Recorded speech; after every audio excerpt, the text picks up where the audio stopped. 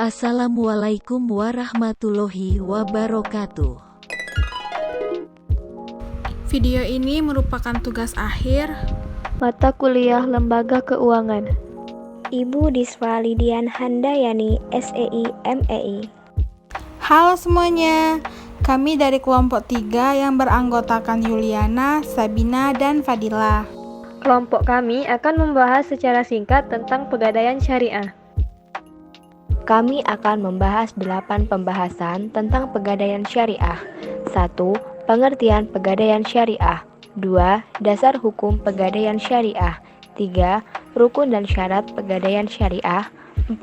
Akad pegadaian syariah. 5. Produk-produk pegadaian syariah. 6.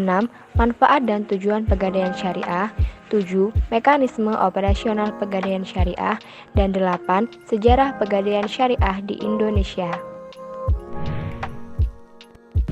Teman-teman, sekarang kita akan membahas pengertian pegadaian syariah, dasar hukum pegadaian syariah, rukun dan syarat pegadaian syariah yang akan dijelaskan oleh rekan saya, Sabina Adilia. Hai semuanya, saya Sabina akan menjelaskan sedikit pembahasan mengenai pegadaian syariah. Pernah dengar mengenai pegadaian syariah?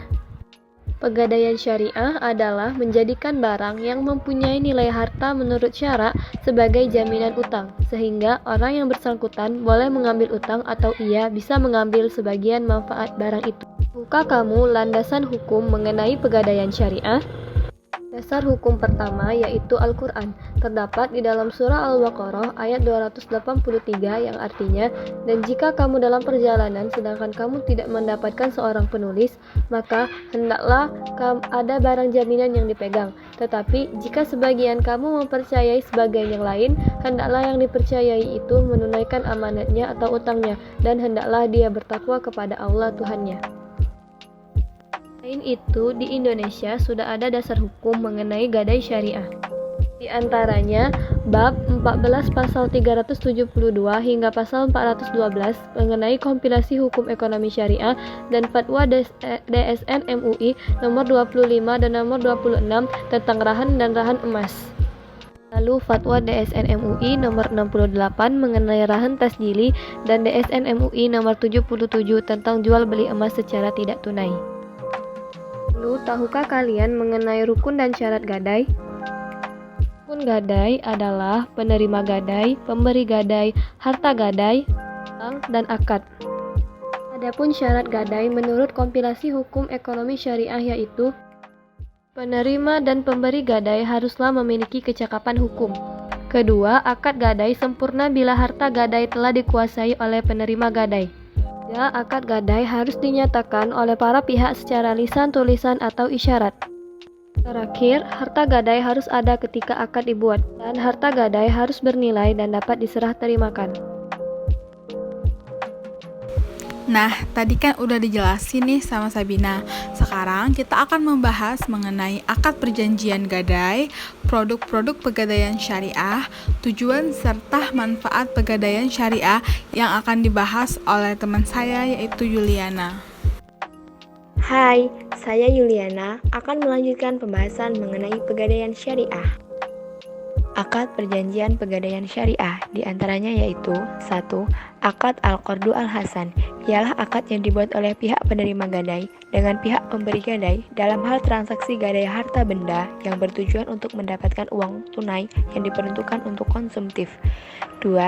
Akad Al-Mudharabah, ialah akad yang diberikan oleh pihak pemberi gadai atau rahin dengan pihak penerima gadai atau murtahin. Dan 3. Akad Ba'i Al-Muqayyadah, ialah akad yang dilakukan oleh pemilik harta benda barang gadai dengan pengelola barang gadai agar harta benda dimaksud mempunyai manfaat produktif. 5. Produk-produk pegadaian syariah. Pilihan produk pinjaman tunai dari pegadaian syariah diantaranya 1. Arum emas adalah layanan pinjaman tunai yang mewajibkan kamu untuk menyertakan perhiasan emas atau berlian sebagai objek jaminan. 2. Arum haji adalah layanan yang memudahkan siapa saja yang berencana untuk beribadah haji ke tanah suci. 3. Rahan fleksi adalah layanan berwujud pinjaman tunai dengan jaminan barang berharga. Tujuan dan manfaat Pegadaian Syariah. Pegadaian Syariah bertujuan sebagai berikut. 1. Turut melaksanakan dan menjunjung pelaksanaan kebijaksanaan dan program pemerintah di bidang ekonomi dan pembangunan nasional. 2. Pencegahan praktik ijon, pegadaian gelap. 3. Pemanfaatan gadai bebas bunga. Adapun manfaat Pegadaian Syariah sebagai berikut. Bagi nasabah, 1. Tersedianya dana dengan prosedur yang relatif sederhana dan dalam waktu yang lebih cepat. Bagi perusahaan Pegadaian Syariah, diantaranya 1. Penghasilan yang bersumber dari sewa modal yang dibayarkan oleh peminjam dana. Bagi bank syariah yang mengeluarkan produk gadai syariah dapat mendapat keuntungan dari pembebanan biaya sewa tempat penyimpanan emas. Gimana teman-teman? Udah banyak kan dapat ilmunya tentang Pegadaian Syariah?